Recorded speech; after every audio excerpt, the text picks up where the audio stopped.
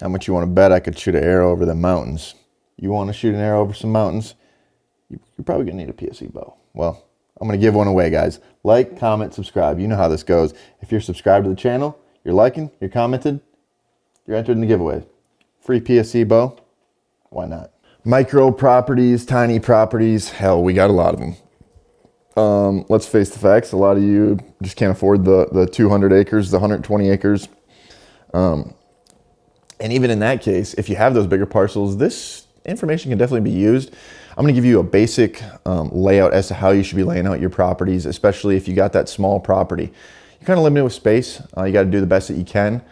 And every situation is a bit different, but I'm going to try to give you some baseline ideas as to what you should be doing. This is the time of the year in which, hell, you're probably going out there and doing some work, or you're always thinking about what can I do better. And maybe it's in season when you watch this video, but you're always trying to improve, and there's certain ways in which you can do that and implement some improvements. But I'm going to give you the baseline ideas that I like to go by when creating the ultimate whitetail parcel, and I'm doing it on some of my very own properties as well, as I pick these up and whatever else. So the main thing that you really have to think about on a given property is predominant winds, how you're accessing the property, and can you put predominant winds in your favor, okay? So let's say, and like I said, you might have to think about your given property here and picture this in your head. Okay, I'm coming from this way, so this is how I need to lay it out so I can hunt it on this wind.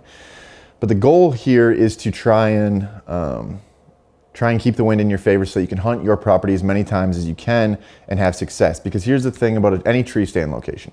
It's only as huntable as many times you can get in and out of it without busting deer. So in a perfect world, I'm thinking of one of my properties. We're setting up bedding on the far western portion, okay? And the point in doing that is, I'd say 70 to 80% of the time, our predominant winds are coming out of the west. Southwest, it might be northwest, it might be straight west. Thankfully on my property, I can come in from the north and the south end.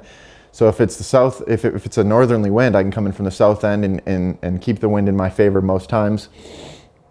And vice versa on different winds, you know, on that I might get. So having numerous access points is definitely important. But if I had to lay out bedding and food and transition area all in one way, basically a good rule of thumb would be to lay out the bedding closer to the western portion of the property, maybe towards the borderline, depending on what's going on with your neighbors. I don't like putting bedding right on the neighbor's property line because they're close to the bedding then. Your neighbors can hunt close to the bedding. But if we do lay it out this way and your neighbors come from the west, the westerly wind is ultimately blowing through your property into that bedding area, and those deer are educated knowing not to go that way anyway. So this is the one time that you can get away with putting bedding on the edge of the property. And if we do that, westerly winds are in our favor. What do I mean? I mean that if those deer start moving to the east, that wind is blowing over their back, they're smelling everything from the neighbor's property, not where you're probably set up on your food plot locations or in the transition area. In theory, let's put the bedding over on the western portion of the property. If you can hunt that property only on northwest winds, let's put it up in the northwest corner. So you just got to think about winds you can hunt your property on and set it up for those winds. So then what we're going to do from there is we're going to obviously have the cover and the bedding that we're going to create over on that western edge. Then we're going to have enough cover, a minimal amount of cover, but just enough to where those deer like to travel through in daylight hours in this transition area that is moving towards your food plot system. So we might be doing some timber stand improvement, maybe a little bit less than what we were doing in the bedding areas, but enough to the point where those deer feel safe using those areas in daylight hours. We don't want it to be wide open. If it is, they're not going to come out of that bedding area till late. We want them to move easterly as soon as possible so that we can kill them on the food plot. And if we kill them on the food plot, we don't have to go in and invade these bedding areas. I'm okay with getting aggressive when the time is right and when you need to, but if you can set this property up so that you don't have to, let's do it that way.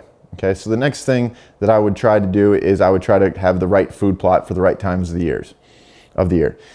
Micro properties can be tough. So the best thing that you can do is have one that's going to at least withstand browse pressure if we're a really small property. Something like clover, chicory, incorporating winter wheat and winter rye into some of these plots isn't a bad idea for late in the year. Because at the end of the day, we couldn't probably put grain in on some of these spots. Now, maybe you're the guy that has 40 acres and you got 3 acres that you can put into beans. Well, I'll call that a micro property. Then maybe we can plant something like that that's going to be attractive at certain portions of the year. But the whole goal is to have a food source that one can withstand browse pressure, depending on the size. And if we can go a little bit bigger, having palatable food sources throughout each portion of the year. Maybe it's a soybeans early in the year. switching over to your green blend that you overseeded the soybeans with into October, November. Hopefully you have enough standing soybeans late in the season, maybe even through some standing corn in there. I understand this can be hard on a micro plot or a micro parcel.